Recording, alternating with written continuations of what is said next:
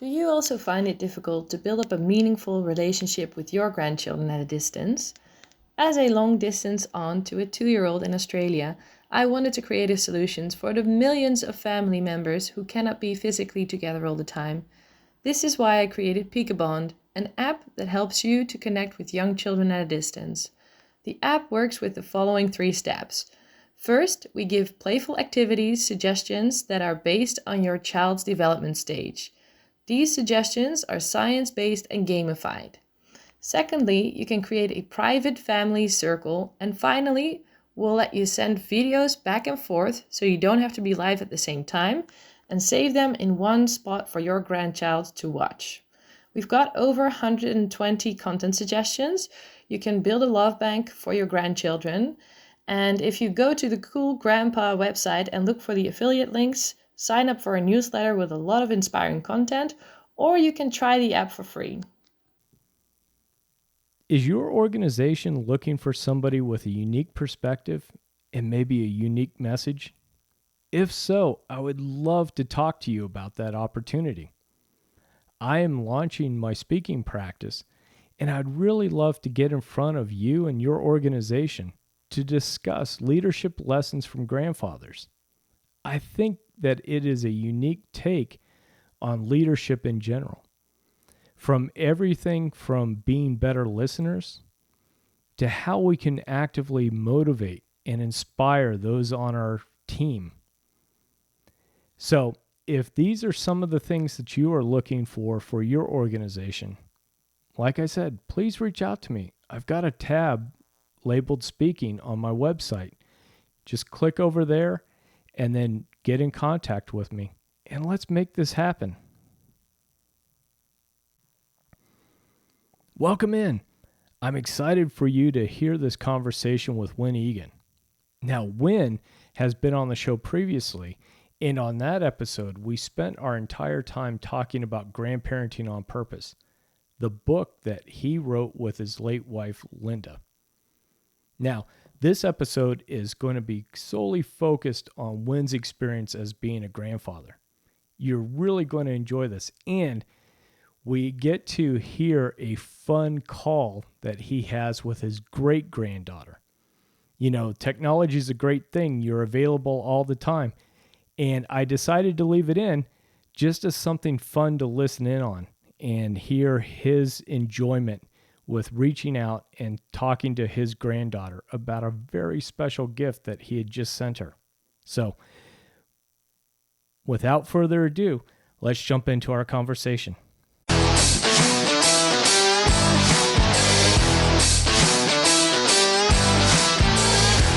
Hello, and welcome to the Cool Grandpa Podcast. This is your host, Greg Payne, coming at you from Studio 12. This podcast is about being the best possible grandpa you can be, focusing on what it is to be a grandpa and how we can all share that experience together for our grandchildren. Hi, Winn. Thank you so much for being on the Cool Grandpa Podcast again. I really appreciate you coming back for a second helping of being on this show and talking about grandpas. Well, I hope that our time will be very useful to those who are listening. Oh, I'm sure it will. Now, one of the things that I always love to talk to other grandpas about is what their reaction was the first time that they heard the news that they were going to be a grandpa for the very first time. Could you share that memory with us?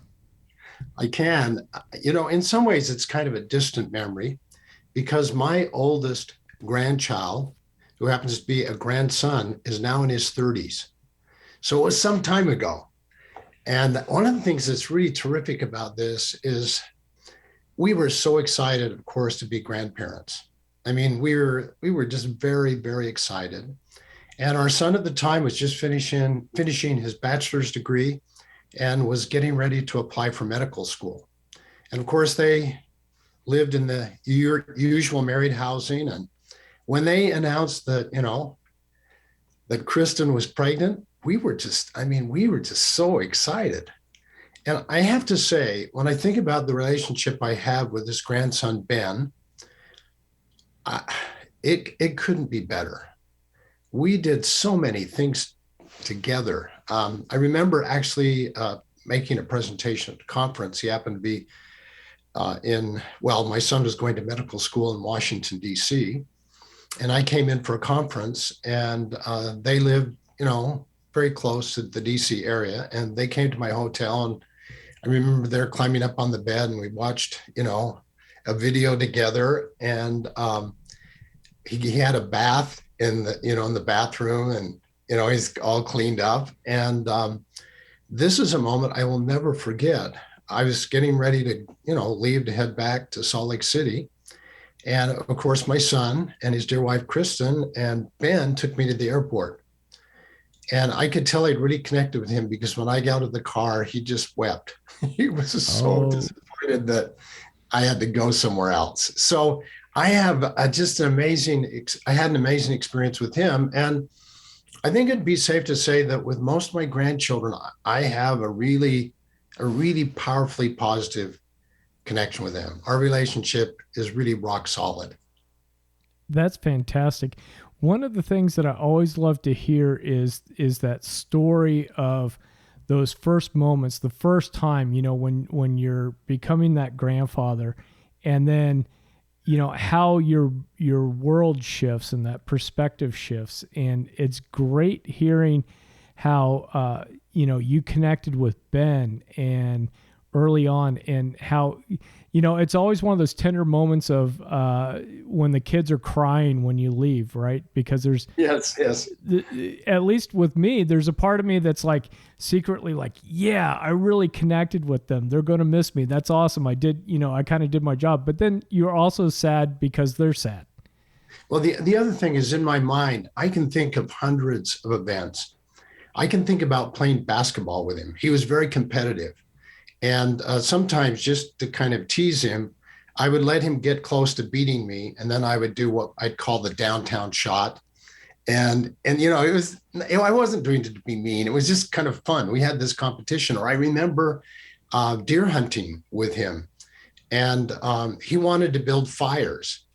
And I finally relented. I let him build a fire. I mean, usually, you're not building fires. You're looking for animals, Right. And just the experiences I've had with him over time since he was very little, or going to a basketball tournament where I took him and several of his friends, because his parents were busy, into Idaho for a basketball tournament.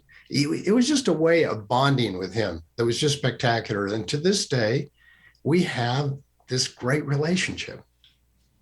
Oh, that's great. And what's interesting too, and I'm going to put a link to our other conversation into the show notes for this one, but hearing just how your relationships have matured over the years and how they've adjusted, and how it's interesting too, how grandfathers, as the grandchildren become more plentiful and then have different ages, being able to shift those gears. And have you been able to notice that you carved out, like with Ben talking about the basketball and basketball tournaments, being able to carve out a little something that's between Winn and the other grandchildren, one-on-one, so that, maybe there's not as much bleed over.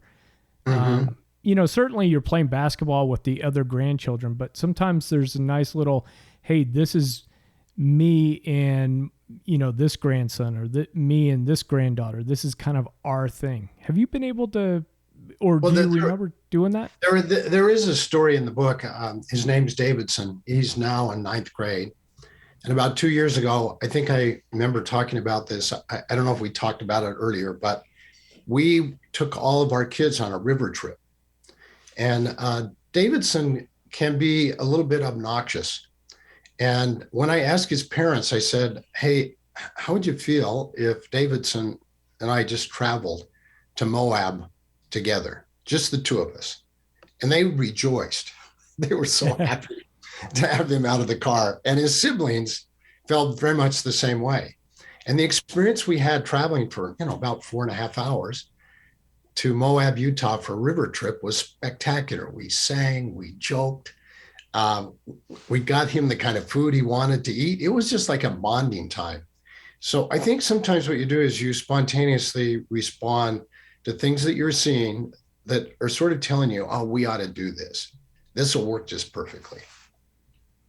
Well, and that's great advice in terms of being able to listen to that intuition, right? People can describe that any way you want, from inspiration to, just living in the moment and reacting to that, however that is. But I think as we get older, sometimes it's a challenge for us to listen to that voice, wherever it comes from and whatever that circumstance is. But I think that's a great example that grandfathers need to, listen to that and sometimes, make decisions and make plans on the fly that aren't necessarily part of the schedule or the agenda or something that you woke up thinking that you were going to do that day.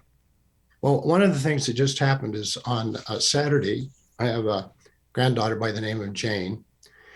I'm pretty certain she's a junior in high school. Sometimes you get confused. And she started taking vocal lessons from a neighbor in her community. And every time they had a recital, at least for the first 4 or 5, she wanted to perform it. She was so emotional, she could not get through the piece, even though she knew it really well. And on Saturday, I went to her recital, and oh my goodness, she was so unbelievable. I mean, I could tell what happened. She gets up to sing. There were about 20 other kids that performed, drums or guitars or whatever. So she plays the guitar and sings. And as soon as she started, the audience just went quiet because they were so touched by the quality of her singing and the music that she was making. And so I decided that, of course, I had my phone and I captured it. And then I sent it out to all of our families, all of the grandkids, as a way of saying, oh, you will not believe how talented this cousin is. So I think there are just these moments when you're encouraged or you're prompted to say or do something that really makes sense, that affirms them, that helps them know that they're valued and loved. I think that's one of the things that at least I have to work on is being able to respond when I have those prompts, when I have those moments of feeling like, hey, Greg, you need to do this, or you need to talk to this person. I had an instance and an example of this, and kind of different, but a few weeks back, couldn't sleep. At 3:00 in the morning, I just wrote out this text to a good buddy of mine. And I just felt like, hey, I need to tell this guy that he is an awesome friend, and he, has been very patient with me in some different activities that we've done together.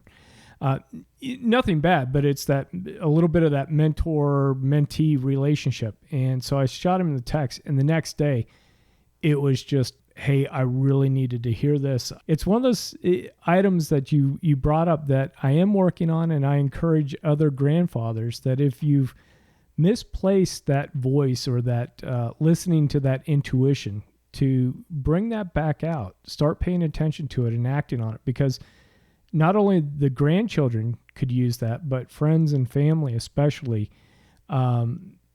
You may miss an opportunity to let somebody know how much you care about them, or just being able to do an activity that affirms your relationship with that person.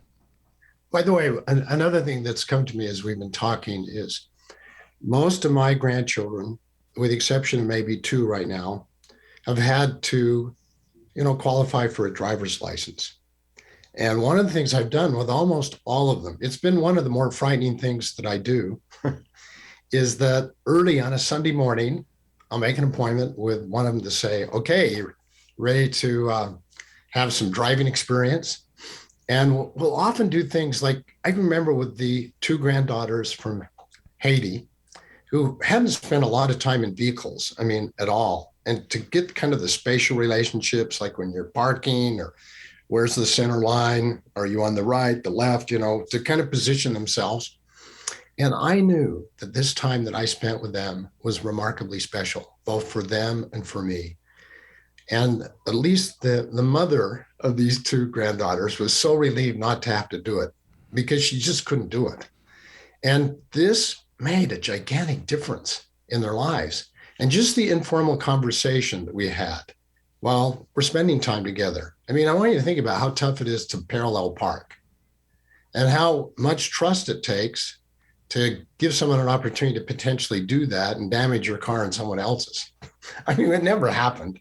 Yeah. But I can remember the very first, at the time I had a little Mini Cooper, and I told them they could not, press on the gas. They could only go as fast as the idle would. And even there were times when I thought, oh my goodness, your right foot's going down to the floor. Anyway, things like that make a difference. It's all I can say. It make a big difference in how they feel about you, and that you're willing to give them some time, and early in the morning, maybe sacrifice some sleep or whatever. It tells them a lot about your level of care. It does. And, it's going to be one of those things where that's one of the stories that they're going to tell about Grandpa Winn is, yes. Hey, the time that he took me out, Mom was too scared to take me out, but Grandpa Winn took me out in their car, and here's the activity we did, and what a special time that was. Now, one of the things that we talked about, or just briefly, and that you've brought up in your book, Grandparenting on Purpose, and we'll be sure to put links to that book in the show notes as well.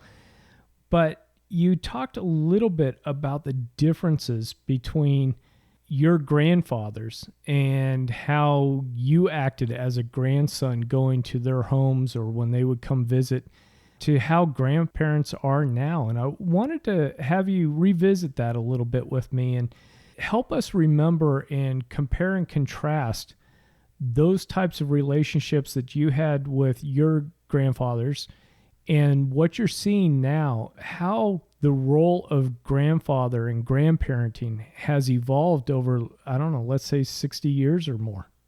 Mm-hmm. I have to be careful about this. I won't be speaking from a large body of research. This will just come from my own experience. I think we've experienced a sea change in how grandparents connect with their grandchildren. When I think about the connection I had with my grandfathers and grandmothers, they were very distant. I saw them on holidays. The level and intensity of my interactions was not very high. I mean, I loved them and I knew they loved me, but I didn't spend an inordinate amount of time with them. In contrast now, people who are grandparents who live in close proximity to their kids, they've got the lawn chair, they got the umbrella, they got the water bottle, they're going to soccer games.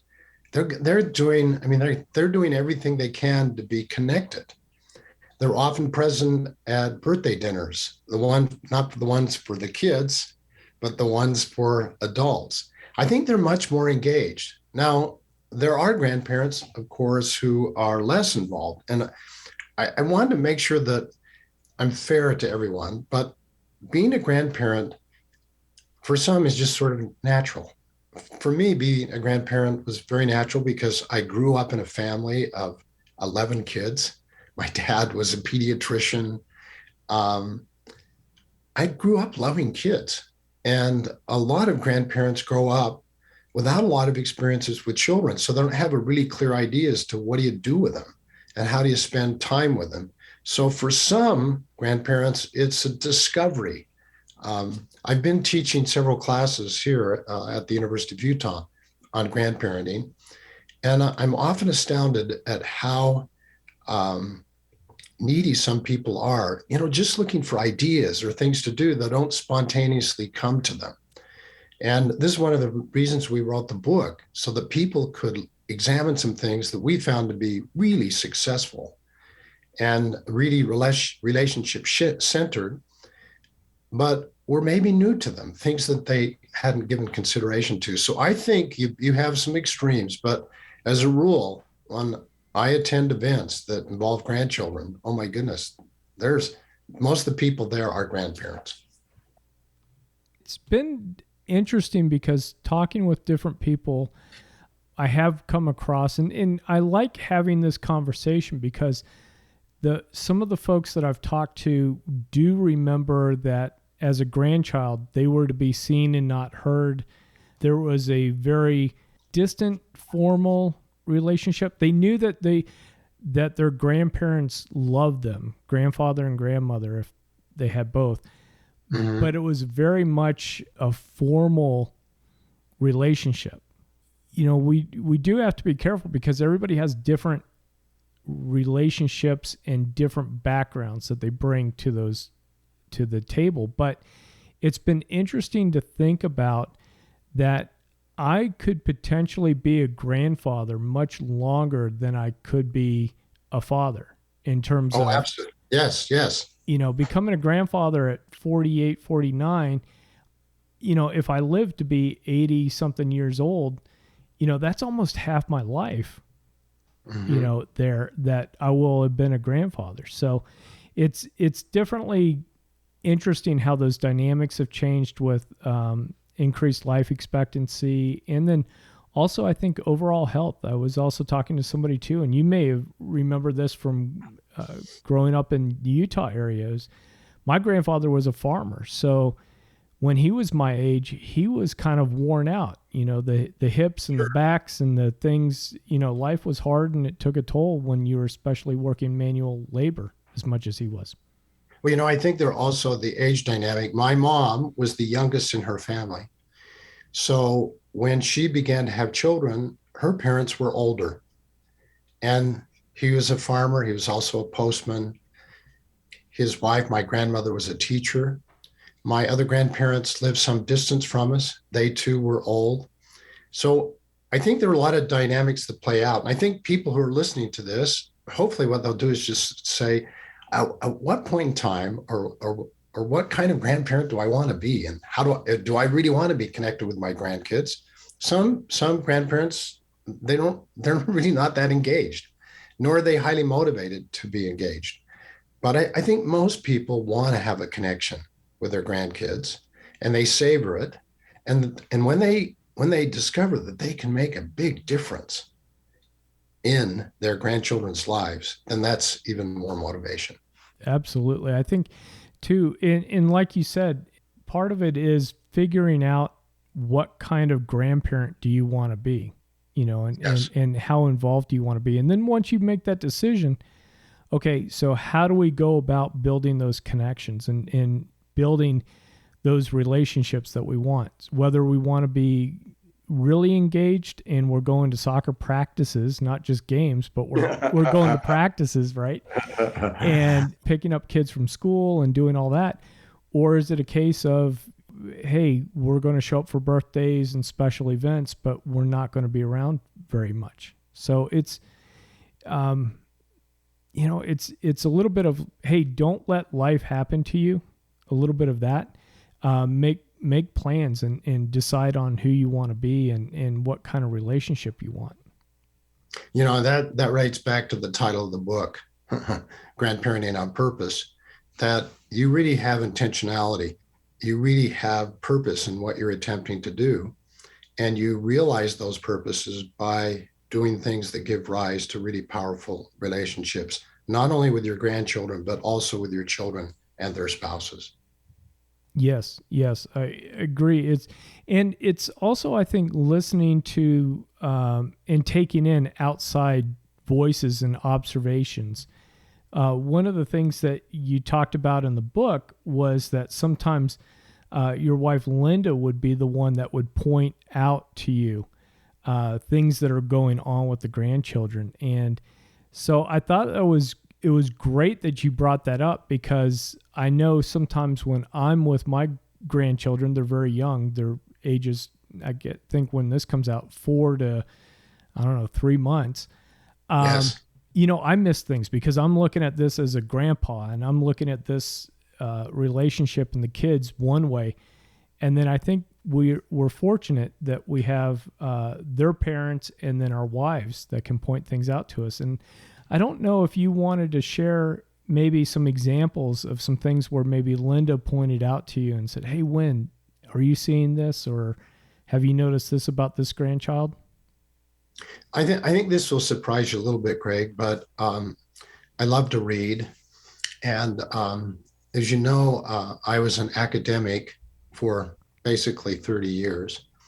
And when you're a young entry level professor, you have a lot of pressure that you feel. You want to teach well, you want to create the research that's needed by the field, you want to connect with colleagues, you want to be well received. So you have a lot of pressure. And I remember actually reading a book by Mary Pfeiffer called The Shelter of Each Other. And this book rocked me in the sense that she helped me understand how important it was, not only for me, but for my children and eventually my grandchildren, to be connected with me. And that most of my happiness would be derived from the connections that I had with my children and their grandchildren. And as I finished that book, I made a big U-turn. I decided to put my family first and my work and my recreation and other things in a subordinate position. And that allowed me then to really take more seriously what Linda was saying to me. And we spent more time, kind of what I call the pillow talk time, where we'd sometimes let's just go down each of our families and talk about each of the grandkids. How could we be more helpful to them? Are we interfering? What things could we do to help them like themselves more, or build their talents, or get to know them better? So it was really a function of that book, believe it or not, The Shelter of Each Other by Mary Pfeiffer. And I'll look up that book and put links to that book in the show notes as well, if anybody is interested in checking that out. So thanks for bringing that up. Do you think it was that exercise of going down through the children and grandchildren with Linda helped really get you guys and maintain being on the same page with the approach to the grandchildren and discovering their needs and how you could best serve them? Yes, what would happen is sometimes it would just be one family. We have a son and 3 daughters, and we would just say, well, let's talk about Daniel and Kristen. And then let's talk about their relationship. Let's talk about each of their kids. And then what we'd do is we'd sort of reach an agreement. This is what we could do. This is what we would like to do. And we think this would be the right thing to do. And we did that often. I mean, that was just commonplace. It became something, it's almost like when you are working with any group of people and you're maybe their manager or whatever, or you're the care provider, you can ask questions like this: who needs us the most right now? What is it that we should be doing that we're not doing? What should we do more of? What should we do less of? Often too, we would want to kind of forecast, okay, we're going to have a family vacation where we're going to take everybody on a retreat, and we're going to go camping, or we're going to go water skiing or whatever. Then we could kind of think about, well, what do we want to do during that time period, and how do we structure it so that we get the most out of it, so that the kids get a feeling of, they genuinely care for us. And the other thing is there's magic in having kids gather together, where they see older peers or older cousins who are making decisions about schooling and marriage. It's this informal learning that's so powerful. That reminds me so much of when...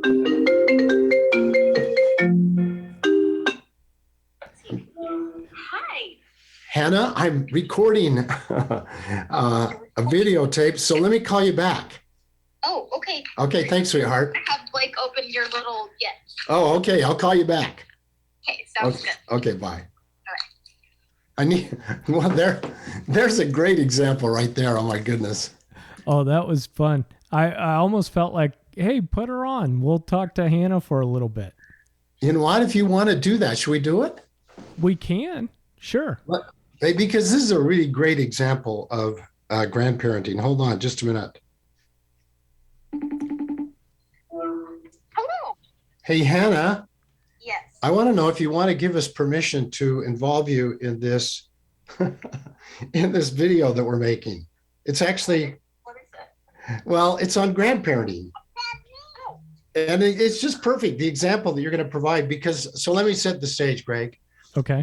We went to Ireland, And when we were in Ireland, one of the things I did is I sent every grandchild a postcard twice, some 40 cards. I mean, because some of them have spouses now. And I have now this great granddaughter and her mother. I don't know if you can see, can you see the phone I'm holding up? No, you don't have your videos not turned on. Oh, let's turn on my video. Why? Do you want to open the little present? Come open the little present. Okay, just a minute, Hannah. Oh, you're good. She went outside, so we're going back. I can't believe that I hadn't taken that off. Okay, can you see the picture of her now? Yes. Okay, Hannah. So tell them about Blake and where you are and what you're going to do.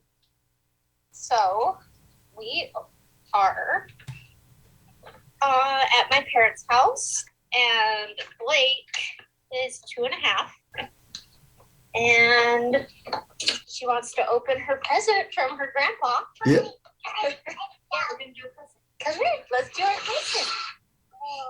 I'll turn it around so you can see it, Gramps. Okay. Okay, Blake.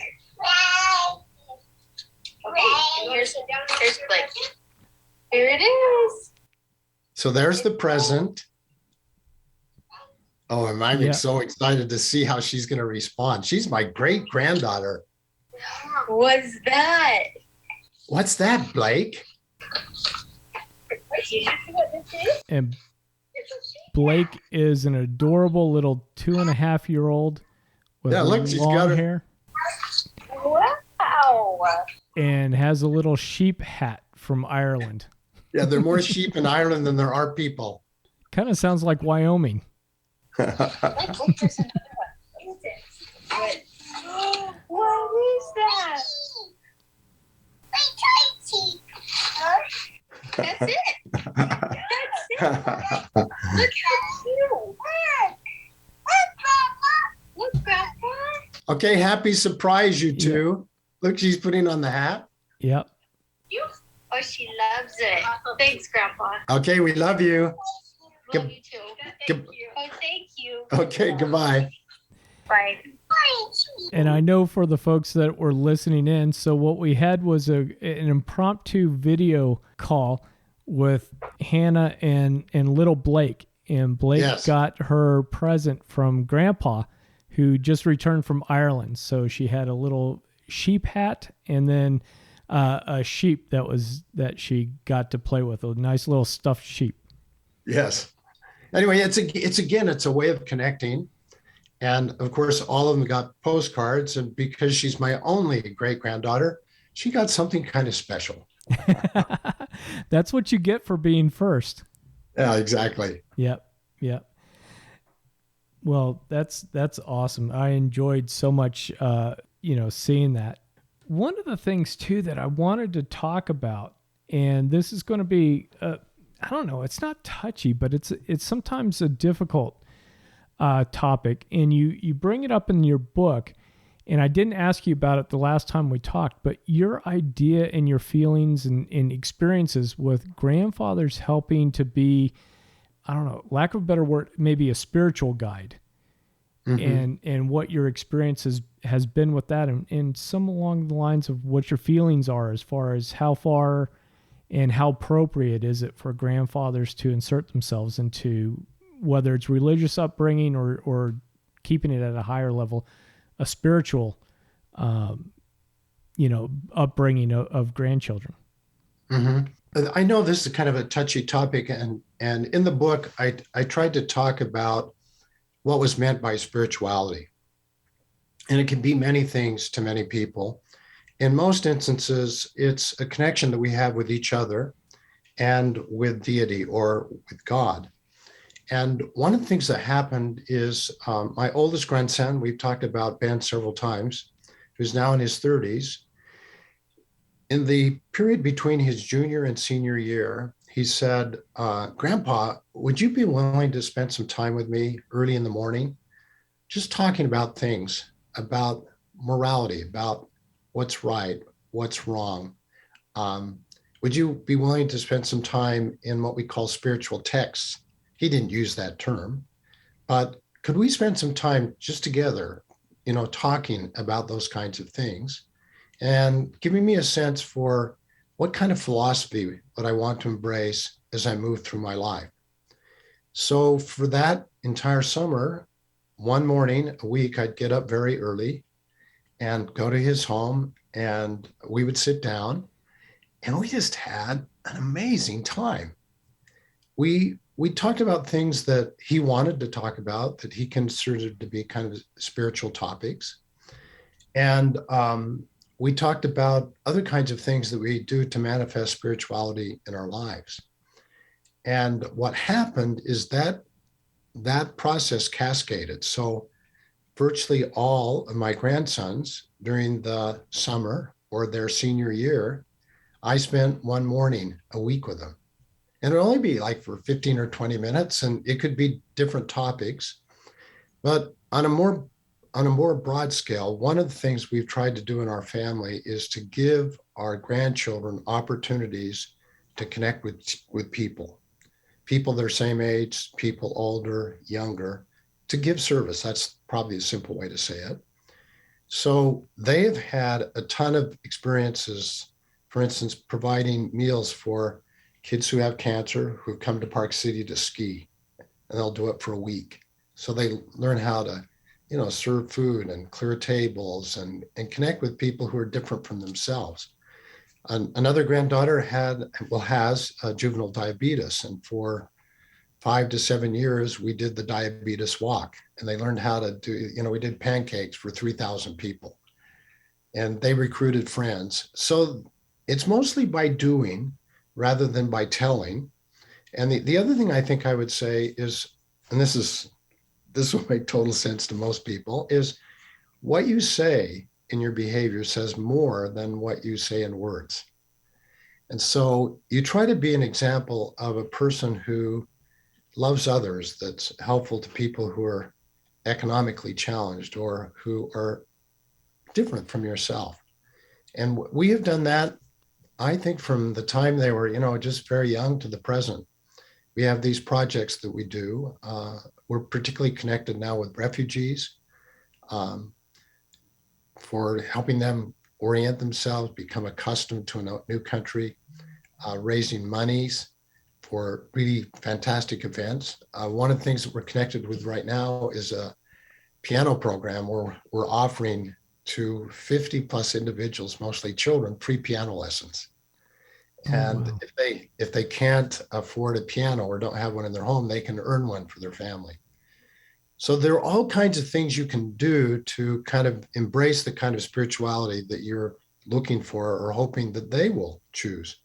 And we think at its fundamental level, it's your connection with others, different from yourself, and to God.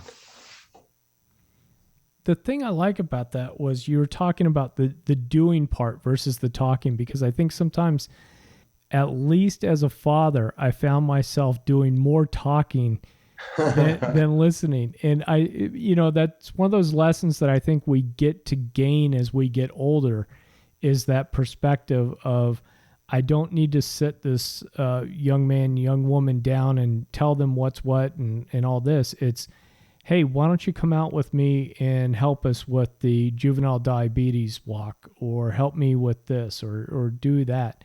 And that example that we set for them. Well, the other thing too, Greg, is you make it fun. You make it fun. So while you're flipping pancakes or whatever, you're having a great time just interacting with each other. Another thing that's happening in conjunction with this piano thing is what we call a neighborhood outreach. And once a month in this area, we gather people to take care of homes, like repair fences or install sidewalks or paint the house. And they'll come on a given Saturday and spend 4 hours. They're maybe helping the elderly or people with disabilities. And my sense is that it's really hard to go away from helping someone and not feel so much better about who you are and what you're doing. And so we try to provide these service experiences that culture within them a commitment to others who are different or who are needy, who need and want love. So I think it's mostly in the doing, more than in the telling. Sure. Now, do you find too that time that you had with the grandchildren, that they could come to you with questions that they either would know what their parents would say or their parents' friends about it, right? But maybe a grandfather has the perspective of being able to go, I never thought of, whatever the topic is that way before. And I may not be explaining this very clearly. Craig, I think this is what I sense from what you're saying is there are times when you're interacting one-on-one with a grandchild or maybe with two grandchildren. And it's maybe kind of an enclosed environment, like you're traveling in a car, or it's just one of those special moments where it's just totally informal. And you sense that they're asking some deep-seated questions or things that they have concerns about. And they really want to know where you are and how you feel. And I think those informal moments are the most powerful. Or you have something that's happened in a community. In the book, we talk about having these mini devotionals. For instance, if we were to meet this Sunday for a family dinner, we may talk about what happened in Buffalo, New York with this shooting at the grocery store and talk about what gives rise to that. And how do we help someone who has that kind of anger or that kind of animus? Another thing that happened just recently is we had this community facility. We had someone come in and deface it with spray paint, pianos and benches, and it was really dispiriting. But we wanted to help them understand, why would somebody do that? Because until you can kind of get a sense for them, you can be terribly judgmental and want to punish them, when in many ways they might need some very specific help or therapy. So I think we use events that are taking place that are tragic, some that can be in a school where somebody who's had committed a suicide. We want to help our kids get to the point where they really understand as much as they can, which is appropriate for them, what's giving rise to this. How do we help people? How do we help ourselves? How do we help dear friends? You're definitely getting to where I was trying to get to. And I think too is that as a grandfather, we can also, when the questions come up, why would God allow something like this? Mm-hmm. Or, even the big questions is there really a God? Or however that is. I think that based upon the age that we get to, we have a different reaction or a different answer perhaps than the parents. Not one's right or wrong. It's, hey, we have a few more miles on the tread than the parents do. So, we can provide some context that maybe the parents can't. For example, we're closer to all the horror of World War II and that questioning coming out of Europe about how could God have allowed all of this to happen versus, in my case, my oldest son was born in 1990, so he has a few movies in reference to that, but not anything close to having had experiences of people growing up in that area. So we get different answers based upon our experiences. By the way, one of the things I think so important for us to talk about right now, that's kind of a spontaneous response to what you're saying, is that I don't know if we uncovered this in our last discussion, but teenagers and kids in general and adults in general, this is kind of a poor term, but they're great crap detectors. They can tell when you're inauthentic, when you're insincere. And one of the worst things we can do is sort of say something to them and have them immediately sense that, oh, he doesn't mean that. He's just telling me that to be sane. He doesn't really believe that. So that notion of sincerity, authenticity is so important. I mean, it is so important. I can't understate it. We have to be sincere in what we say, and they will know immediately if we are. I agree. And that also reminds us too, to be honest when we don't know the answer to something, especially if children and grandchildren are coming to us with spiritual questions or something we don't know or we're not sure, I think that's probably, to your point, you're better off saying, I don't know, or or better yet, let's investigate this together. Let's, Let me take a shot at this for a minute. We've talked about Ben before. So Ben was a senior in high school. And on one of these mornings when I was interacting with him, he said, Grandpa, I want to talk to you about something that's really been problematic for me. My parents are so strict with me. He said, I'm not on drugs. I'm not doing poorly in school. They treat me as if I'm kind of an infant and that I need these rules and boundaries. They're just so tight with me. It's just ruining my relationship with them. And so I know this will sound a little bit surprising. I decided to call Dan and Kristen, his mom and dad, and I shared this with him. And I said, I'm just giving you his words, and I'm not telling you what to do. I'm just giving you an opportunity to decide if you want to be less strict with him. And the next time I met with him, he said, what did you tell them? Because what they did is they gave him the benefit of the doubt. And so sometimes grandparents can be kind of a backstop or an advocate. You have to be careful because sometimes it's very unwise to tell any parents what to do. But because we had this trusting relationship, they felt like what I had to say was valid, and they took off some of the restrictions and let him be more of an adult. Now, another story that's like that. So remember, I would see him once a week in the morning. And while I was there, Kristen, his mother, said, Winn, have you got some time? Are you in a big hurry? And I said, no. She said, well, I need to get these kids ready for school, and then I'd like to talk to you.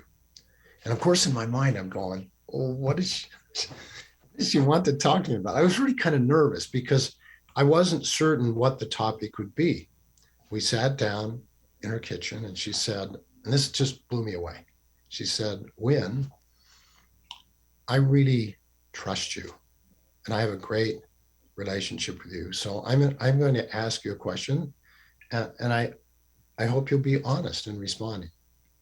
And she said, I just want any and all feedback that you want to give me about my role as a mother and what I'm doing and how I'm spending my time. And that told me so much, Greg. I mean, it's a kind of a self-serving comment, but for the fact that she would trust me enough to say, Winn, I would welcome any advice you have that you want to give. And it was a glorious morning. I said, Kristen, I think you're almost the perfect parent. I love these things that you do. I think you're very responsible. I think you're very caring. I think you're centered on the things that are really going to make a difference as a mother and as a parent. But that's the kind of thing you're hoping for, that your kids will trust you enough that they'll seek you out and they'll talk to you about tough things and hard things, and they'll seek your advice. That's awesome feedback. I mean, you can't get much more of a A++ from somebody than that conversation. But I can tell too that conversation happened because you were being very intentional and respectful in that relationship and how you built that relationship up. Yes. Because that's being very vulnerable to go, hey, let me know, give me feedback on how I'm being a mom, because there are so many insecurities with being a father and a mother about other people's views that yes. That was very special. Well, you'll know you're actually doing reasonably well if when your kids experience problems with their kids, they kind of come to you and say, what do you think we ought to do?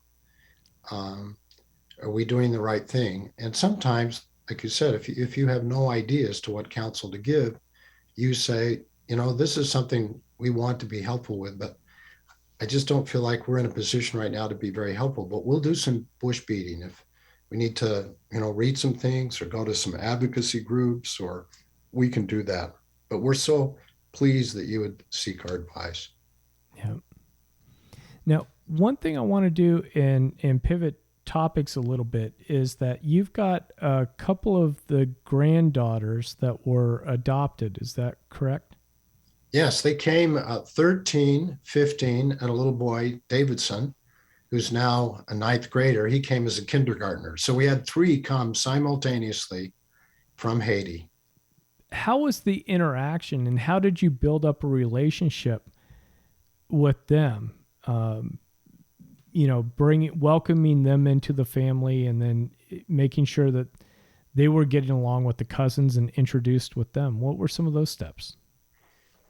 Well, there's so many things I could say about this. Of course, kids, when they come from a different country and culture, they kind of want to touch each other.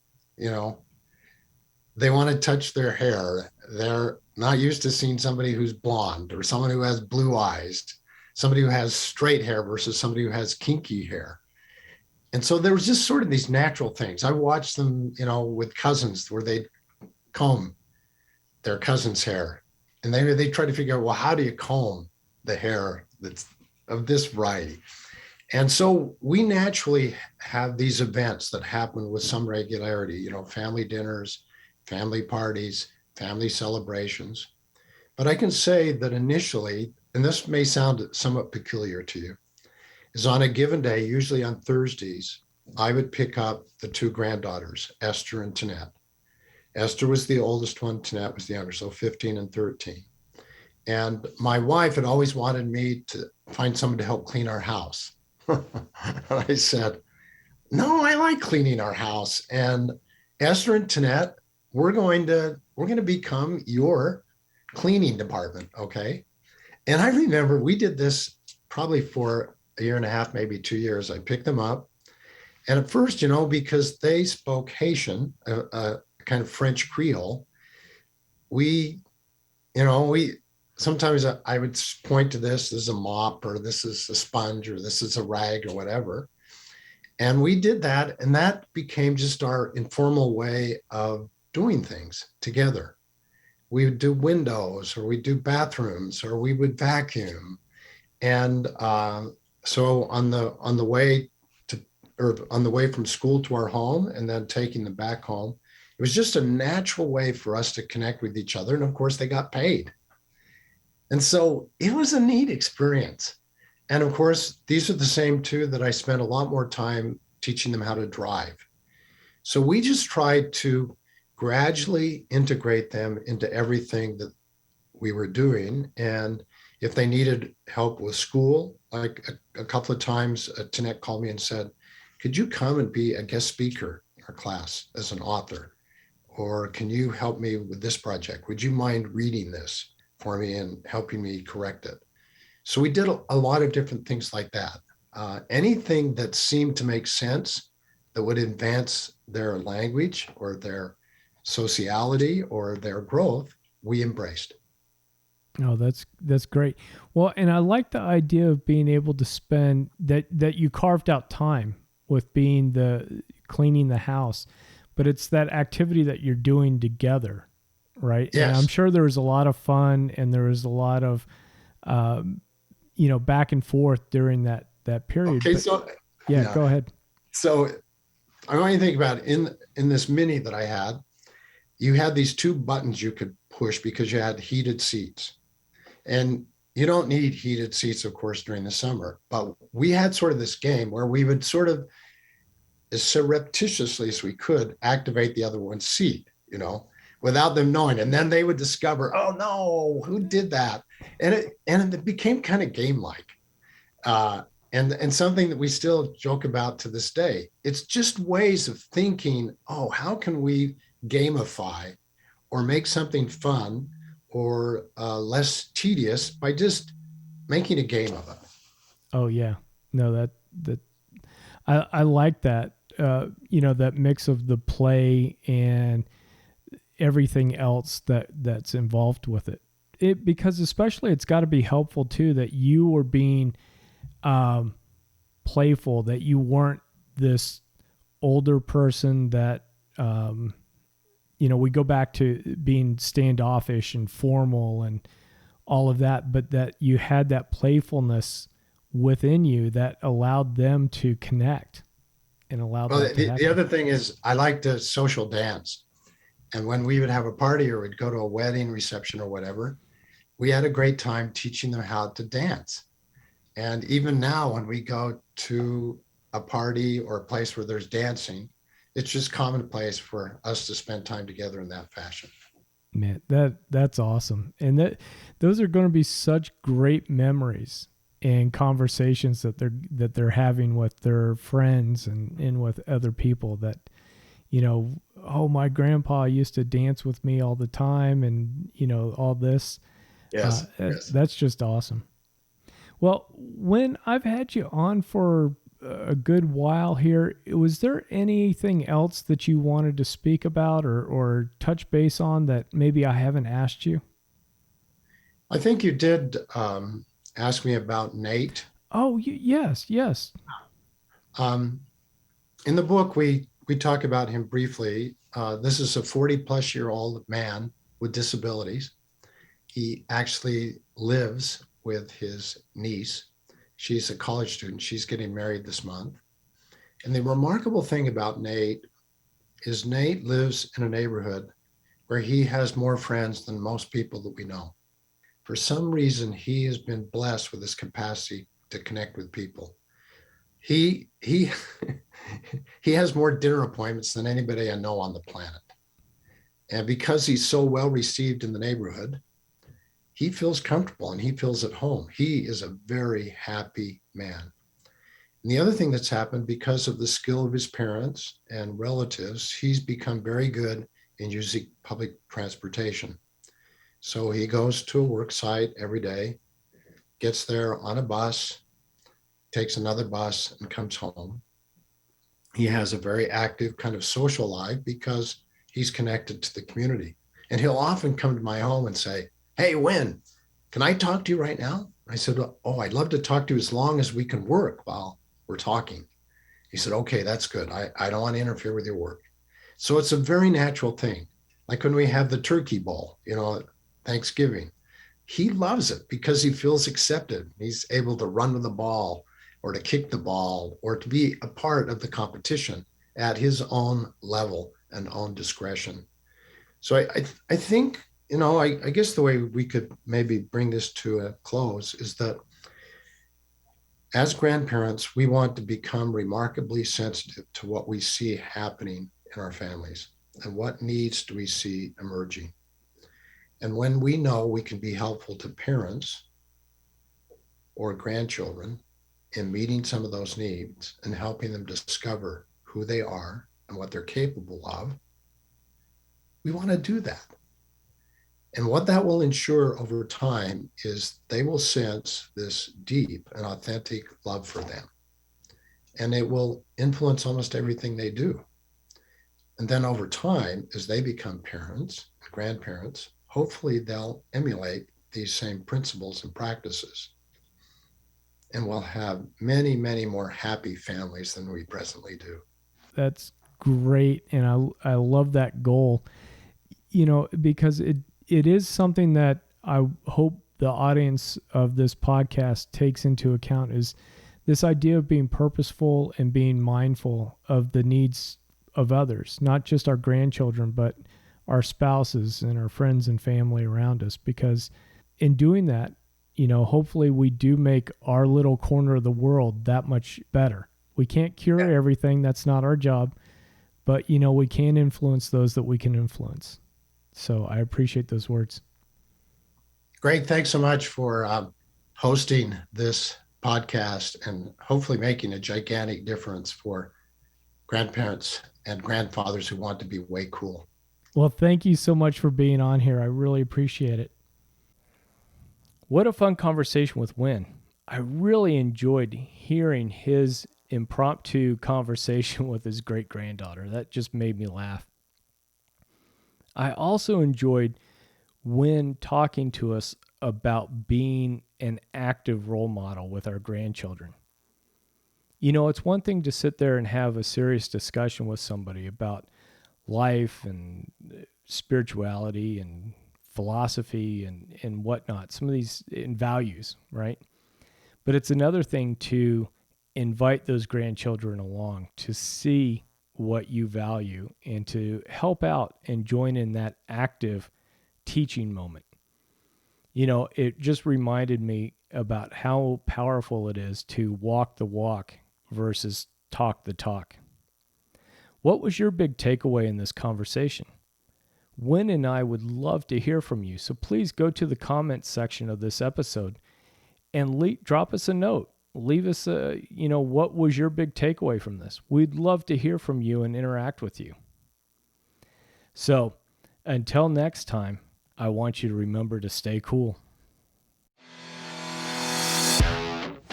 Thank you for listening to the Cool Grandpa Podcast. If you've enjoyed this episode, please do me a favor and share it with a friend. That's the best way you can help us to expand our community, as well as get the news out about how valuable grandpas are in the lives of those kids. If you'd like to leave me a comment or shoot me a potential topic for this podcast, please go to www.cool-grandpa.us. Look for the comments tab, fill it out, hit submit. It's as easy as that. Until next time, remember to stay cool.